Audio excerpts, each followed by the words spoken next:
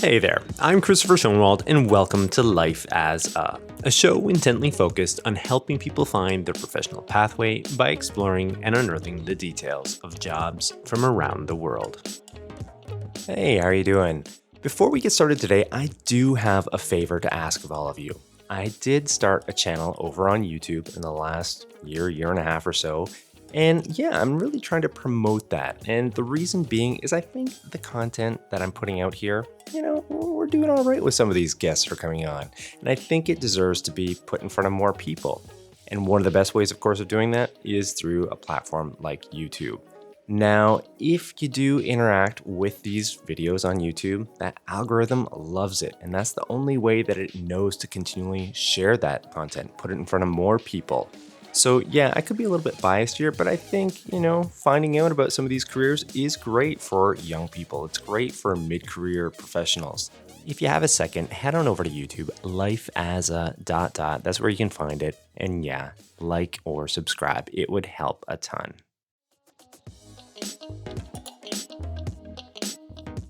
Deciding on a career change. I mean, what's that advice that people tend to give others when they're faced with that challenge? Well, it usually goes something like this. Find something you're passionate about. Well, kind of easier said than done, isn't it?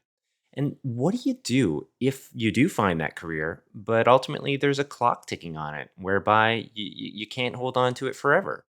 That's kind of the focus of the discussion today. We have this great guest, Kassia Meador. She is considered by many to be one of the best, if not the best, women's longboard surfer in the world. At one point, she was ranked number 2. Well, she reached a point within her professional career where she had to decide what would come next. And that's kind of the focus of the discussion today. We get into her business. You're going to learn all about it. And we're also going to get some of her takes on things like entrepreneurship. And I'm going to give it a spoiler alert. She has this really great look at it. I mean, I hear people talk about it all the time. I've never heard anyone kind of break it down this way. And she also gets into her purpose, for what she's doing, how she balances her life personally and professionally. And also, too, she has some great surf metaphors on life and living. And we even get into notions of environmentalism and how she's trying to give back. So there's so much more contained within the talk that I do encourage you to tune into this one. I think you're really going to enjoy it. So let me more formally introduce her to you, and we can get started. California-born and bred, Kassia Meador is a former pro surfer and sponsored pro longboarder. Not only that, she was one of the best in the world, ranked second at one point by the WSL, Women's Longboard World Tour. Now, over the past 26 years, she has been known worldwide for her graceful surf style, and she was crowned the Queen of Nose Riding by the New York Times. In 2015, she launched Kassia Surf, a wetsuit brand by women for women. Her designs are rooted in authenticity gained through her direct experience pushing the limits of women's surf culture, lifestyle, and design. The results of her entrepreneurial activities have amounted to coverage by the likes of Vogue, Yahoo Style, Elle, The Wall Street Journal, and 1% for the Planet. Finally, over the past 7 years, Kassia has also been dedicated to paying it forward by creating a series of Learn to Surf videos with the Inertia's Inspire courses and hosting surf retreats worldwide. So with all this noted, here's my conversation with Kassia Meador. Yeah, so hey, welcome to the program. How are you doing today, Kassia? Thank you so much. Thank you for having me, Christopher. Yeah. Stoked to be here with you. Yeah, likewise. I mean, your background kind of speaks for itself. A lot of different experiences, I'm sure, so I'm eager to get into it all. Let's talk. Let's chat. Let's do it. I love it. All right. Well, I got this first segment lined up. It's something called Coloring Wikipedia, and it's a segment where I just read off a definition related to what the guest does or a topic related to what they're all about. And I put you down here for entrepreneur. I certainly could have gone surfer. I could have gone a lot of different ways, but I went with entrepreneur. And I will forewarn you, it's a fairly catch-all sort of definition, but maybe after I read that off, you can kind of fill in the blanks for us. Does it sound all right? Sounds groovy. Thank you. Okay, here we go. So entrepreneur. An entrepreneur uses their time, energy, and resources to create value for others. They are rewarded for this effort monetarily, and therefore both the consumer of the value created and the entrepreneur benefit. Short and sweet. First take, what do you think of that? Yeah, I mean, I guess I never have really looked into the actual like definition of entrepreneur, and I really love it because it's really about utilizing what you know and creating a value for both yourself and someone else.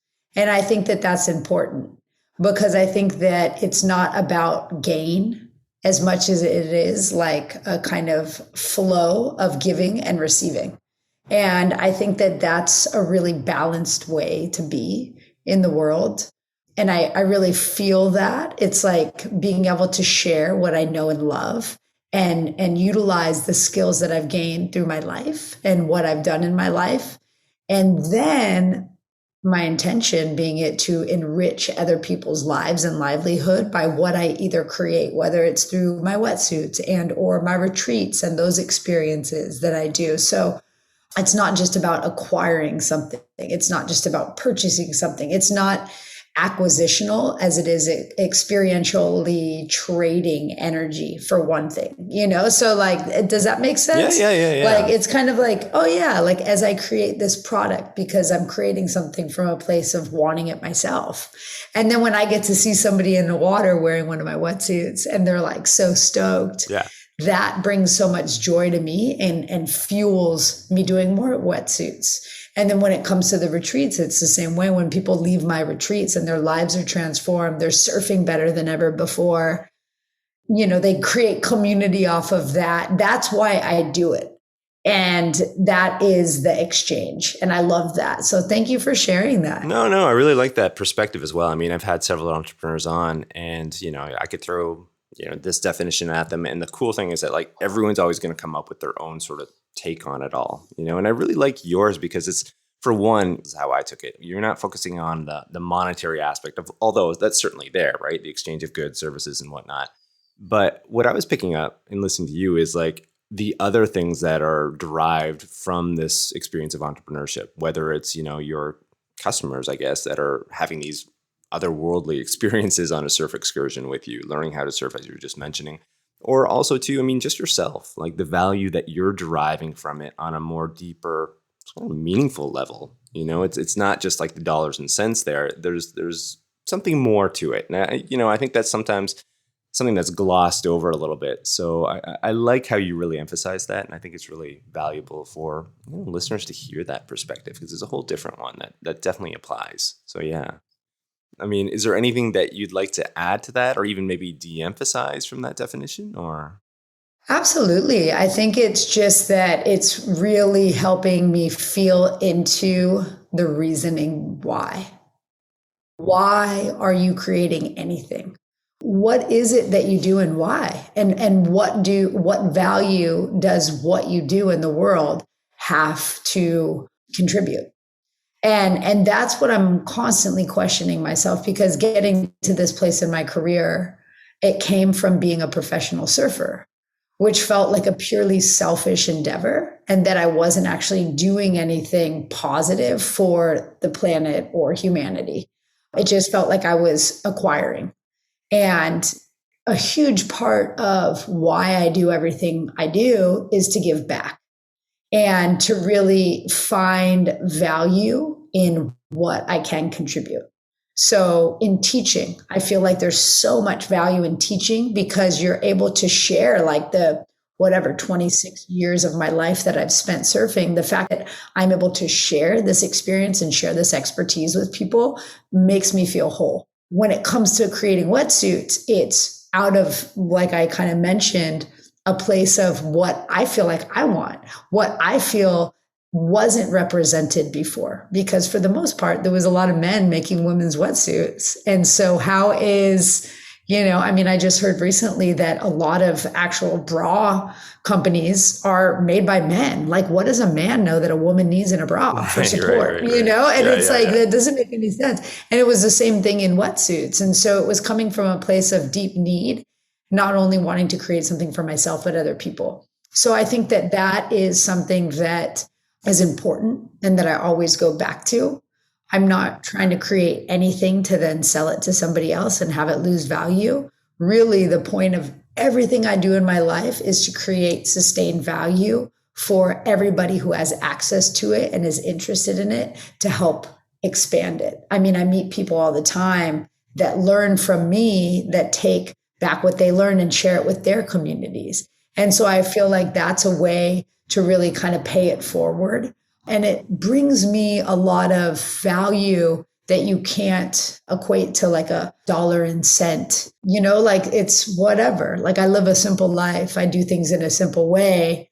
And so I think that for other people trying to start their own thing or, questioning what they're doing and what they want to do with their life and career and their life exploration, like all these things, it's like going back to the reason and the point and going back to that place, in your heart and what fuels you. And it's easy to get lost and pulled in all these different directions, especially because there's so many opinions out there. And having that as like a true north to always kind of like go back to answering that question, like, does this fuel my intention, my bigger intention, my solid intention? Yeah, I just had a guest on recently. We were talking about this point. It's kind of like the metaphor he was using was like the wind in your sails. Like, the direction you want to be going. It might blow you this way or that way, but ultimately, which way you want to be sort of like tacking towards and ultimately landing on. And it, as cliche as it sounds, it's kind of like a passion point, right? Finding that. And it's always talked about, but like how valuable that is in terms of pushing you in a direction where ultimately you're going to find some degree of fulfillment and happiness. So yeah, I really love that take. I really love the way you've just like laid it out there for listeners. I do have this other segment really quickly here, though, a day in the life. And I think this might be an interesting one to kind of shed more light on you, your business, and what you're all about. I do have some questions later on to learn a little bit more about your business, but perhaps, we kick things off, as far as like what you're doing on a daily basis. I know you have a few different parts to your business outside of the wetsuits, surf excursions, online courses. Like you sound like a busy lady, but maybe you could break it down for us. Absolutely. So I try to constantly be dynamic. I read this book a long time ago, and it was by somebody named Glenn Clark, and it's called The Man Who Taped the Secrets of the Universe. And it's a really cool and interesting book because this person had 5 different things that all seemed different and all supported each other. So they would essentially focus their day and break it up between focusing on these 5 different things and moving on. Like, I'm going to spend a couple hours here and a couple hours there and a couple hours here. So I bring this up because for me, everything I do informs and inspires the other. I do always like look at people and go, gosh, I wish I could just focus and concentrate on one thing. And that is not me. Maybe somebody said I had ADHD as a kid, and that was because I could focus on many things at once. And I think that that's how I like to structure my days. So when it kind of comes to structuring the days, I always look at, when I'm at home and not hosting a retreat, I look at the swell forecast for the following week. And I know that that's interesting. And I do this now because I'm trying to find balance. When I first left professional surfing and started my own company, I thought I had to work really hard and just work and just work and just work. And I was really devaluing the reason that I was inspired to create this company. And I wasn't giving myself the time and energy to get out in the water, to surf, to engage with other people in the lineup, to be inspired by the sun and all the things that like really fueled my life passion in the first place. So now I try and structure, okay, this is going to be a good day for surfing. This isn't. Swells come and they go. When all the conditions line up, it's like, you got to be there. When they line up, when the swell, when the wind, when the tides are right, be there. So I always do the best I can to navigate my following week based on the surf report. And that way it means waking up at 5 a.m. to go catch some waves for 2 or 3 hours, I do that. And then I schedule my meetings after, and then I do my computer work after. If there's no surf in a day, then I wake up and do some light stretching and meditation. Movement and keeping my body fluid is a really important mind, body, and energy system fluid. Because if I'm fluid, then I have a lot of elasticity. And if I have a lot of elasticity, you can throw anything at me and I'll handle it. Being an entrepreneur business owner, it's like 24/7 I work. So if I have to be home at 10 p.m. at night doing some emails and doing some other things, responding to customer service things, that's fine because I'm also getting my boxes checked when it comes to taking care of myself, balancing, getting in the water, connecting with community, all these things. And it's really come to a place where, 8 years, 7, 8 years later, after starting my own company, I feel like I'm finally getting into a place of more balance with all those things. Because it's really easy to say yes, yes, yes to schedule. And it's important, I think, to schedule our own, mindfulness practice, our own movement practice, our own health and well-being practices first, and then everything else comes after it. Yeah. It's interesting that you say that. I mean, I think back in the day that the value was on maybe like, okay, you go into your work, whether it's your business, whether you're working for a company, and you sit at your desk and you put in your 9 to 5 or whatever it is. And that was what was valued. Like somebody's successful when they can do that. But now you're seeing this shift and kind of the way you just explained it there of like people getting pulled in a lot of different directions. I mean, let's face it, our lives are different. They're certainly different than our parents' generation or their parents' generation. And the demands are different. What's inspiring too is that now somebody like yourself or for any of us, like it's a good thing for us to kind of break up our day like that, having these almost, dare I say, like spiritual sort of like experiences throughout, like getting out and doing something you enjoy for a couple hours, building your life around that, and then your work also coming in and fitting into it, not the other way around where it's like your work comes first. That's it. No questions asked. And then if you have time, you kind of fit in some of these other pursuits that bring you happiness. That's kind of backwards to me. And it's nice to hear that, I think for others listening too, how they can sort of build their business or how they can structure their lives whilst still incorporating things that drive them or, that bring them great joy. So I think that was a really, insightful way of one, spelling it out, but then two, like for, again, listeners hearing it, I think it was just really, inspirational in a way, if you will. So, yeah. And also too, I mean, on this program, a lot of different people are coming on and speaking to these points as well, and wearing a lot of different hats, being pulled in a lot of different directions. But ultimately, that's where some of the joy comes from, from the experiences, not being bogged down in just one central responsibility, but having several. It can be stressful at times. I'm sure it is for you too, but all the same, there's opportunities to grow within all of that and to enjoy yourself too. So yeah, I really like that. Absolutely. I mean, speaking to those points of tension and those points of stress and kind of like having all that happening, like it's important, right? Just like you were speaking about earlier, that you had a guest on here that was talking about sailing and really the wind in the sails. Well, if there wasn't tension in the sails, you wouldn't be going anywhere. So, where is that tension and how are you meeting those points of tension and how are you holding your line with that tension? Because I mean, surfing, when you're talking about hydrodynamics, it's actually leaning into points of tension and release that you actually create movement on a wave. And I think that that's something that isn't spoken to as much.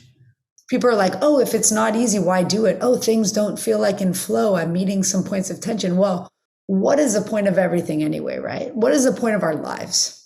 It's not to create some successful company and never have any seeming failures. It's to learn and evolve and grow and inspire yourself and other people. So it's often I find that in those moments of tension, when you can lean into it, obviously not just like blatantly going against all odds and like annihilating yourself. Maybe there's a point of that too, to a degree. That being said, where are those points of tension? Where can you really push yourself the most through that? And how can you work with every opportunity and everything that comes up as you're navigating this like multi-dimensional business space, life space, like all of these things that we're doing, and really move past it and learn from it in the most optimal way. I love that. I love this conversation so far too. I mean, I feel as though we're going a little bit deeper, beyond that surface level sort of look at, what it's like running a business. And I think this is the type of conversation that's sorely lacking out there, really, quite frankly. And one of the inspirations for this program is one to be looking at individuals, professionals, entrepreneurs, but then digging in, into the mindset of what drives them and how you can live a life that has more meaning attached to it. So yeah, again, I really appreciate all the insights you're sharing already. But I do want to kind of go into your past a little bit here. I have this segment called Pathways. And the aim is just to show, how people make their way into their business, into their professional careers. And off the top, I certainly introduced, a bit about your background, the surfing, the stature that you'd reached, number 2 in the world and all these different things. But again, rewinding a bit here, I understand that you actually got into surfing when you were 14. Quite late, I would assume, for someone who reaches that, pinnacle of success. But I'd love to hear about one, how you got into surfing and why it came at such a late age, I suppose, as compared to, others perhaps. I grew up in the valley. So living in Los That'll Angeles, do like it. living not at the beach, Yeah. it wasn't really until I had friends with cars that I could get to the beach. I was skateboarding before, doing all these other things. My dad, we would all go on a family holiday once a year to San Diego, and he would go surfing, and I'd want him to take me with him. And that was his time. I get it. He worked all the time. He had, that was his time to surf. And so his whole thing was like, hey, go to junior lifeguards, learn the ocean, and then you can come surfing with me. And that made me work really hard for it. I also met other friends at that time. My junior lifeguard instructor at that time actually owns a surf shop in Malibu, and we're doing a workshop there in 2 weeks, So I've known her for, 27 years of my life at this point now, which is so cool, but she would drive me to the beach, and I met a lot of other friends. And so I think it was a proximity thing. Surfing wasn't as popular at the time. It was the late 90s. I think it was just not as kind of mass out there. And it was a different time, So it came to me later in life. And it's also something that I had to work for. My parents weren't just like, here's everything, go surfing. They're like, do junior lifeguards, work for it. Yeah. At the end of junior lifeguards, I always remember it. We had 2 or 3, I can't remember the exact number, but we had 2 or 3 boards that were lifeguard boards, essentially giant soft top surfboards, and they didn't have leashes. And at the end, we would have free surf. And it was queen or king of the castle. We'd all be kind of okay, if somebody fell, then everybody would be running to get this board, and you could actually ride it until you fell. And then everybody else went to get it, because there was only a couple. And so that taught me to just work hard for it and be grateful for any moment I was at the beach. And I'm really grateful with how I got into it later in life and how hard I had to work for it, because it really helped me to value it so much deeper. And that first winter I surfed with my dad, he was still not sure that it was something that I was dedicated with. So I had his old short wetsuit that I literally was freezing, and I couldn't complain. And I think that it made me, after I surfed that winter, he would buy me a wetsuit. But I think it is also what got me into and interested in designing wetsuits, because it was so hard. Wetsuits that actually keep you warm. Yeah, to keep me warm. And that next summer at the beach, I still didn't have a wetsuit. Yeah. So my first, my boyfriend at the time, who him and I are still really good friends, actually, we're doing a retreat together in a couple weeks. He gave me his old full suit, and then I cut it into a short suit. Okay. And then, so it wasn't easy for me to even get my own first wetsuit for the first 2 years. How ironic. My first shot in a magazine is me riding his old full suit that I cut into a jacket. Awesome. Which is just funny. Yeah, that's awesome. Yeah, how fitting. I mean, you mentioned this already, how you've always been pulled in a lot of different directions. But when it came to surfing, was that something that you found to be a little bit different, that you could just immerse yourself and sink yourself into it, full stop? Totally. Yeah. Totally. I mean, I was kind of always a big dreamer. I was also a big troublemaker. I was also kicked out of class all the time. I was always questioning everything, which I think was really well-spirited of me. I didn't just take anything at face value. I was always pushing for the whys and the hows and the when. So, school and the linear trajectory of what, I felt like I was told at a certain time, you go to school, then you go to college, then you pick a career, and then you do that until you die, and you might have a family in between. And I'm just what? It would stress me out, because I'm wow, everything is so big and vast. You look up at the stars, and there's so much expanse. The fact that we're even having this conversation is a miracle, actually.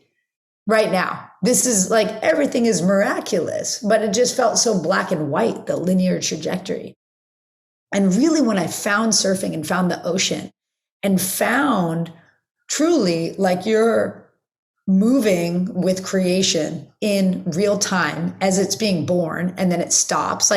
There's just so much about that that's so beautiful and profound that I really felt like everything went technicolor. I'm like, oh my gosh, things make sense now. And I just put all my time, energy, and focus into surfing. And it brought me so much joy and empowerment. And it made me feel like everything was possible. There you go. I mean, I think that's what it is. Like, well, part of it, perhaps, like the allure of surf and culture, the whole thing of what it represents is it's that it pulls you in. Once you're into it, like nobody ever leaves it seems, and I think it's that it's not just like the physical action of, or the thrill of, being on a wave and what that represents. It's what you just explained right there. There's something more meaningful to it all as well. And, I got a question later on. We're going to get into this a little bit more, but yeah, I really like that. In terms of, I guess, once you were in, it sounds like you were hooked. It was everything. At what point did you sort of envision like, all right, well, like I've got to do something with my life attached to this, whether it's, going pro, or whether it's like later on in my career, like I'm going to take this further. I am all in now. Like, was that a point, early on in your life that you've recognized that? Absolutely. I mean, once I first started riding waves and connecting with the ocean and community, I really felt like I was all in. And it wasn't like I had the thought, I'm going to be a pro surfer. I thought that was something that like only Kelly Slater and like Lisa Anderson and these few elite people did. I had no idea that my life would actually take me there. I remember like it came to like taking the SATs at school. And I was like, I don't want to take this. And my parents were like, okay, do whatever you want. It's your life. And then they were like, well, are you going to go to college? Like, what are you going to do? And I'm like, I don't really want to go there. I'm going to maybe go buy a car and live in it in Australia for a little while and do a couple contests and see what this whole thing works out to be. And they were like, well, school's always going to be there for you. It's your life. As long as you can pay for your life, make your own money. I had a lot of jobs since I was super young, because my parents gave me a lot of space to do what I wanted to do, as long as I was responsible. As long as I went to school, obviously high school, as long as I finished high school, got good grades and worked and paid for my life and didn't ask them for anything, they gave me the reins to do what I wanted. So I was really grateful that they gave me that space, and also taught me the value of what it was to make your own money and to be thoughtful, And so I went, got a car, was living in Australia, did a couple contests, was winning them, got sponsored. It wasn't until like maybe, 5 years down the track that I like looked back and I was like, wow, I'm a professional surfer. This is wild. Yeah. Yeah. Yeah. It wasn't something that it was like I wanted to do that as a kid. I just wanted to surf, and it gave me perspective and it gave me inspiration. And yeah, it just kind of happened, which is also, I think, like that same kind of not knowing, but following my instincts and intuition. But I don't really ever think we can know where we're going, because we don't. We can only look back and see where we've been. And it's in that looking back, it's like, oh, okay, interesting. This thing led to this. That said, there is something about having some sort of direction. Like, I know my intuition is going to take me this way. I'm feeling this. And if I can listen to this and actually let life unfold. And there's also like that point. People talk about manifesting all the time. It's not like blindly wishing. You have to do a lot of work to get there. That being said, really following, and that's kind of what I'm saying, going back to your North Star, like what is fueling you? What is pushing you forward? What feels right? And then knowing that there's going to be a lot of hard work to, coordinate things coming together to make that happen. That being said, like, it kind of could sound cheesy or whatever, but really like kind of going back to that core, like following your instinct and intuition. I knew that school wasn't for me. I knew I had to go forward. Kids ask me all the time, like I mentor some people and they're like, should I go to school? Shouldn't I? It's like, well, if you're wanting to, you absolutely should, because surfing is always going to be there for you. Just like my dad told me school would always be there. And I did go back to school and I studied craniosacral and polarity therapy as an energy practice, because I gained a lot of support from it, and I wouldn't have known life would take me there, but it was a series of concussions that led me to that point. And so it's like, you don't really know where life's going to take you, but it's like, kind of looking back, seeing where you've been and why. And then now how I hold space for my retreats, studying craniosacral polarity therapy and how to communicate and hold space for people actually really supports my surfing retreat work and how I hold space for people, because it's not just about learning to surf. It's about life. Life is happening. Yeah. I really like that. Maybe that might be a nice point to segue into this next segment of Q&A discovery and kind of just continue this back and forth. And in terms of your business, I've already kind of mentioned it. And again, off the top, based around wetsuits as a physical product. But then again, like you have this whole other range of services, whether it's teaching people, making online videos, teaching people how to surf, having these surf retreats, exotic locales all around the world. I think I was just checking before I prepped for this talk a little bit, Nicaragua, I think Indonesia, and you have them booked out like 8, 9, 10 months in advance. Yeah. Definitely had me a little bit envious of all that stuff. But yeah, it might be a good opportunity to introduce listeners a little bit more about you and your brand itself, the company. Yeah. So thank you. Kassia Surf was fueled by, again, me as a woman in the surf world, wanting to make things for myself and other women, because I felt that there was a lack in really thoughtful product by women for women that would help us perform well, that also were mindful of our planet and how they were created. And we also have an end of life cycle for wetsuits. So we recycle them with a partner, turn them into yoga mats, like really kind of thinking of the holistic approach to everything. And that holistic approach is also what inspired me to make the online courses for surfing with our friends at the Inertia, because I was just witnessing so many people, right? We were talking earlier that I got into surfing when I was like 14, 15. And 14, 15 years old seems late now, because when kids are 14, 15, they're already pro. It was a different time 20 plus years ago, 25 years ago. And just as much as that, there's so many more people getting into surfing later in life, or maybe they surfed as a kid, they're getting back into it. Where are they going to go to learn? Like the lineups are getting more and more crowded. People, get aboard at a surf shop, go out, like they're not really having the skills. They can put themselves or somebody else really in danger.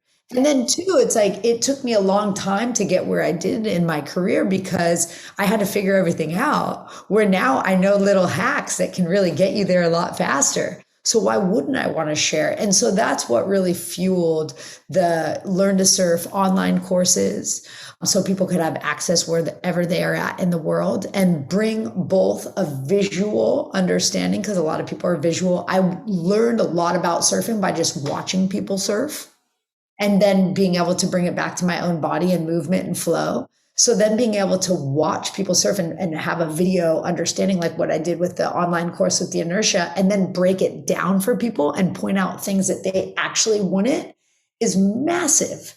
So that's awesome. It makes the whole lineup better because it gives people awareness, And then taking it to that next step is these like one-on-one surf retreats. I mean, there's so many retreats around the world that you'll go learn from subpar surfers, and they'll push you into a wave, but they're not teaching you the language of the ocean. That happens a lot. There's so many people learning from somebody who barely knows how to surf themselves. Having all this knowledge and working with other people that either are or were professional surfers, and being able to give people really dedicated feedback. And not only teach them how to stand up on a wave, because standing up on a wave is not surfing. The language of the ocean is surfing. What do you mean by that, the language of the ocean? Can you tell me a little bit more about that? Well, yeah. So it's like, the way that my dad wanted me to get into surfing, he's like, go do junior lifeguards, learn the ocean, and then you can come surfing with me.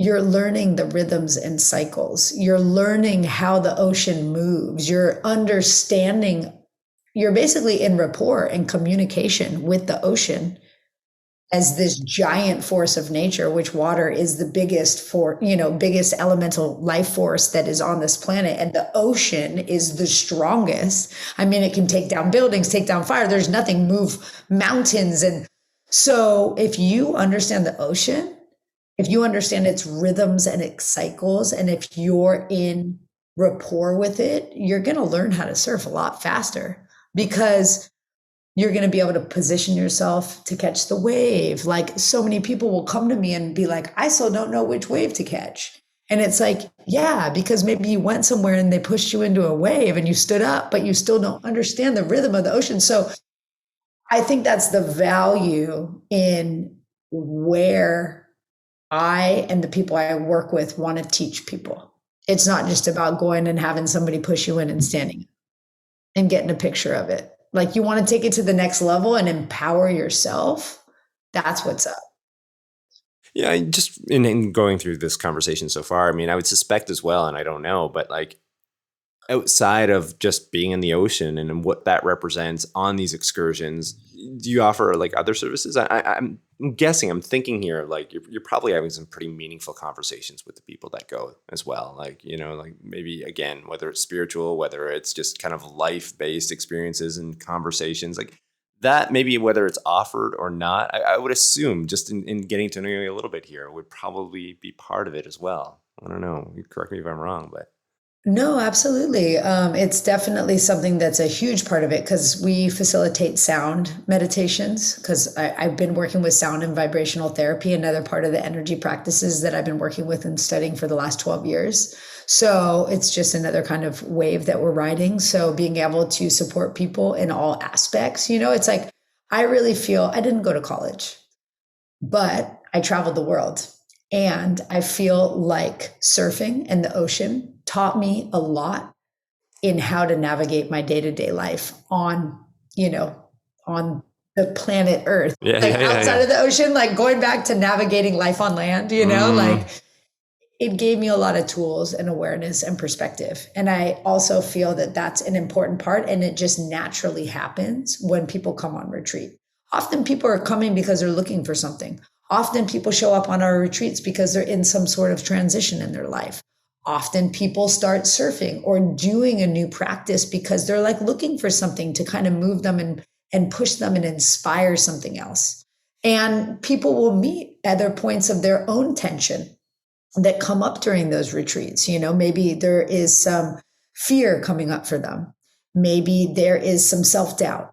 Maybe there is some lacking of their own personal knowingness that they can do it. Like whatever's coming up for people, I really feel that surfing is kind of that larger like life metaphor that can help give you the tools and like never giving up, like being mindful, going with your intuition, like paying attention to everything as it's happening, and those things will also come up because I feel that the ocean is a mirror of reflection will also be most likely coming up in your life. And because it's all the same thing, it's like, it's going to show you what you need the most.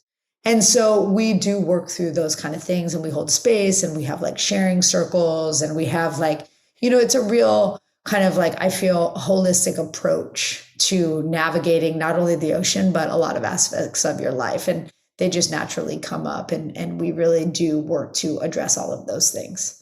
And it's also like a super fun time. It's not exactly. like it's like so How could heavy. that be bad, it's just right? like, yeah, it's life, right? Yeah, Everything happens, and we're here to meet it. Yeah, totally. I think that's the thing, with surfing. Like again, speaking of some of those metaphors, like you're in the moment. If you're surfing, like you're in the moment, right? Like you're not thinking about the past, you're not thinking about the future. You're just there. And that sort of metaphor, that's where we should be a lot more often than when we are, within life. And we get caught in the past, reliving moments, things that have already happened. Or opposite, we're glued on the future, and we're just ignoring everything that's taking place around us. Whereas surfing sort of like grounds us in that sense, right?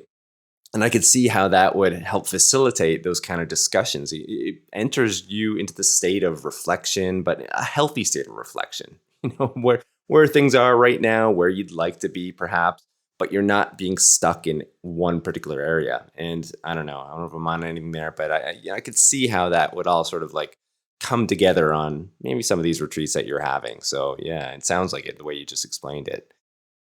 Absolutely. It's epic too. It's epic because it's like people sometimes they come to go surfing and to get a sweet tan and to like have a massage and to connect with people and have a good time. And oftentimes they're like, wow, I came for this one thing and I didn't realize that it would also help to address all these other things that I've been navigating in my life. And like, wow, I've also had this like amazing experience navigating it. And it's raw and it's vulnerable and there's a lot that can come up, and it can also just be like the best time ever and you can just be surfing and it can be very light. And at some point I feel like everybody has their moment where they meet, for instance, like, or lack of a better term, their tension point or their shadow point, or however you want to look at it. Maybe they're just meeting that thing in their life that they've been needing some support around, and they're like, oh wow, here we go. Okay, like I've been thinking about this and now it's coming up. And to really be able to hold space and facilitate that guest or that person to go through it without getting sucked into it, because like you just said, like things will come up over and over again. Well, that's life, and it's going to come up for you over and over again unless you're willing to meet it. Just like in business, things will come up over and over again. Those lessons will continue to present themselves until you choose to move through them and work with them and learn from them. So it's like, and those tension points are where the evolution is possible. Like that's where the learning is. So if we can go into those points of tension and why we keep on making these same things again, and like you'll notice those patterns, and it's just like another opportunity to move through it. No, I love it. I love it all. I get this other question here as well. I mean, in terms of the linkage between I can clearly tell that like environmental matters, you've mentioned this already, are important to you. Notions of environmental consumerism and surfing all kind of being like tied in together within your brand philosophy. And maybe you could kind of shift the conversation over to that a little bit. Like your business and your brand, it's quite clear it's not just about dollars and cents. There's so much more meaning behind it. But on the environmental side as well, and what it represents, maybe you could share a little bit more about that. Absolutely. Like I've been so grateful to travel to so many developing nations and truly all over the world since I was younger. And because of that, I've also witnessed a lot of our first world over consumerism and waste, and how, all drains lead to the ocean. And so literally I'm swimming in it. There's no getting out of it. And just seeing the huge need for more mindfulness, not only in what we produce, how we produce, end of life cycles, and all of this. I also see a huge need for what's under the surface, which I think is a bigger metaphor for just like everything in general. But really, hanging on the beach, looking out at the ocean from the sand, it looks pretty groovy. Like, hey, there's all this blue water, looks healthy to me. When you dive under, you're noticing really the issues. So what are you willing to see beyond the surface? And then when you see it, you can't unsee it. So how are you going to help support it? And that's another reason that I left professional surfing to start my own company, because I wanted to really fuel not the things that I didn't want to be happening, but fueling the things that I knew were a huge part of us getting ourselves out of the mess that we created for ourselves as a species on this planet. So, we're 2% for the planet company. We put, 1%, but we give 2% back to sea trees and receding our kelp forests and mangrove forests, because when it comes to sequestering carbon, the ocean and ocean carbon sequestering is like 85% of our global carbon emissions get sequestered in the ocean. Huge. I'm also an ambassador for Surfrider Foundation, Save the Waves. And currently I'm on the Vision Council for Save the Waves. So Save the Waves initiative is really in and around protecting waves, which again sounds selfish. Like, oh, what, you're just here protecting this wave. Well, if you're protecting the wave, you're protecting the whole ecosystem that surrounds that wave, which then feeds back to the community, the animals, the life force, the biodiversity within that area. So being on the Vision Council, we help to go through the applications of new, World Surf Reserve applications. So each year there's a new World Surf Reserve added. And then now I'm helping to re-inform and pull back together and get on the same page the first ever World Surf Reserve, which was Malibu First Point. And just kind of like, because it was the first of its kind, you know what I mean? Sometimes the first of its kind, and they can lose trajectory as other, then there's the second, the third, and energy gets shifted in different places. So I'm a part of that. So a lot of my life is dedicated to leaving this planet better than we found it. And I really love that book, Braiding Sweetgrass. And in that book, there's this quote specifically that talks about planting a tree for the next generations to sit in its shade. So I feel like that like thought and that kind of like mindset, if we have that mindset in everything we're doing, we can truly make this place a better planet. And we may or may not see it in our lifetimes, but it's the, the people that are inheriting this planet for us that are going to be benefiting. Yeah, yeah. Well, it's working towards something too. Again, I mean, we've spoken about this already. It's having sort of like these visions of where you'd like to see yourself going, and not only for yourself but for others, like you just said. For the planet, for future generations. And one of the things that's become clear to me in the course of this conversation is just like how tied in all the different activities that you're involved with. They all kind of like come together in some way. Like there's some overarching ideal that's kind of melding them all together. And I think it's a really interesting perspective and take for people that are still kind of trying to find their way or might be lost or, trying to find ways of putting in different elements of their life into their professional careers or businesses. So yeah, I think it's been really insightful in that sense. But I do want to shift over into this next segment here, if we could, Kassia, water cooler story segment. And here I just usually ask, guests to indulge listeners with a story related to what they do. And I'm sure you've got a billion, but yeah, I'm really eager to hear what you have for us today. Totally. Yeah. I mean, so many profound moments. And that's the thing, like as water connects us all, no matter where I am on this planet, like I've been in the most far reaching place and I will always run into somebody that I know or somebody that knows somebody that I know, like not even 6 degrees of separation, but 1 degree of separation, just really truly. And that's the thing about the ocean and always pulling us back together. But this is a really funny story that I like to bring up in this water cooler conversation. So one time talking about just following your path, and following the dream wherever it takes you. I was in Spain. I was surfing with a bunch of friends. No, I was in France. I was in France surfing with a bunch of friends.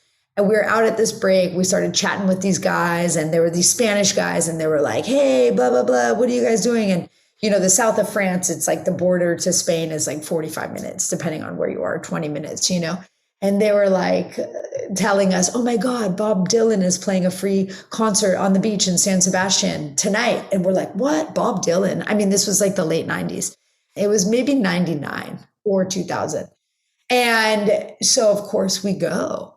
And like the entire streets of San Sebastian, everything, we parked our car on the sidewalk, and there's just like people that pulled their boats up into the harbor, and sure enough, Bob Dylan's there playing music. The whole town, it was so rad, magical. But that's also like before cell phones. It was before any of that stuff. Like you couldn't look anything up. Everything was word of mouth. Everything was like also sitting and looking. It was a time where like you would just chat with people. Everybody was looking up, not looking down. It was just such a cool time, like a romantic time. And then we got to see Bob Dylan play on the beach in this epic concert. And we're just like, I'll never forget that. And then, of course, our car was towed and we had no idea. And like, then we were getting tapas and walking the streets until the sun came up, in which case we finally figured out where to get our car, and it was towed to this place. But it was just like one of those just like magical times that you really couldn't write that happening. I mean, if it was a scene in a movie, you would believe it. But like, and those are the kind of things that I think surfing and that kind of like sense of adventure inspires you towards. And it's also an invitation for whoever's listening to maybe like leave your phone at home one day, strike up a weird conversation with like some random person, and also go do that thing, even though maybe it doesn't make sense. Like we could have driven to Spain and they could have been pulling our leg, but we went for it, for an adventure. Yeah, exactly. It's the spirit of it, you never know. And every once in a while, you got to get off the tracks. And you're right. I mean, get off the phone, put your head up and look around. Like there's a whole lot of life going on around you, and you're just missing it by just sinking yourself into that device. So thanks for sharing that. I do have one last segment here, a crystal ball segment. As the name implies, we're looking forward to future trends, predictions, so on and so forth. But I'd kind of like to focus in on, you and your brand. Like, how do you see things evolving? Like, do you have visions of taking it in different directions or just staying the course? I mean, it sounds like right now, the way I'm sort of reading things is it sounds like a really fulfilling enterprise is the wrong word, because like what you're involved with is it's a life sort of, it's a lifestyle. I guess that's it. You have your business, you have your brand, you have your life attached and intertwined within it all. Do you see it going forward in the same manner, or do you have some other things that you'd like to challenge for yourself as well? Well, yeah. So thank you so much. I do intend for it to continue to go forward in the same manner. That Yeah. said, bringing in some more energy and support to help it move that way. So I don't have to be so involved in every aspect of it, I think would be fantastic. And that's kind of my intention in helping to kind of steer, like getting out of like a 3-person canoe and like maybe sailing. Like that would be cool. I want to be on a sailboat and like this person has this job and this person has this job because, being involved with a lot of elements of my brand right now, from customer service to everything else, it takes your time and there's only so much time. And I see now how my time can be more valuable in being more available for the retreats. I don't want to be involved in the bookings for the retreats, but holding space more. So I'm just inviting in the energies to help support kind of more of like the structure part of my brand and financially to help move it in that direction. But at the same time, I brought it to this place that I wanted to not bring in any people because I wanted to keep it really pure. Because I think like until you really have a solid and pure brand, then you can actually go somewhere for that. So I'm kind of right at that point where I've kept it and now I'm like want to kind of like What you want it to be, yeah, you know how it should look, feel, taste, everything. Yeah. So you can kind of totally. communicate that vision to somebody else and in order to preserve it, right? Exactly. And I also know what's needed. And I know where I'm good and where I'm not the best person for the job. So I also know how to invite in more support. So that's kind of what I see for that. And then, I think that something that keeps coming up for me as well is like I love to inspire more people. And I think like kind of maybe some public speaking, we do some land classes where I don't even take people in the water, but I'm talking about things. And obviously the Inspire course was a way to have like a digital component. But I do really feel that more kind of like speaking engagements for people would be something that would be interesting moving forward and to kind of add to what I'm already doing. And it seems like it would be like a seamless addition. Yeah. Yeah. Yeah. Well, it sounds also exciting, and it might be a nice point to draw things to a close. But I can't thank you enough for taking some time and joining the program. It's been an absolute pleasure, and I've really enjoyed this conversation. Awesome, Christopher. Thank you so much. And thank you for all that you're doing. And yeah, everyone, keep it going, believe in yourself, and everything's possible because we exist. So go for it. Now, for those interested in learning more about Kassia and her work, you can do so via her company website, kassiasurf.com. That's KASSIA surf.com. You can also follow her on Instagram, Twitter, LinkedIn, and Facebook. And for reference, all this information, including links, will be in the show notes. And as always, if you like today's show, you can share, you can also rate, review, and subscribe wherever you access your podcasts. And head on over to YouTube where you can catch video conversation highlights.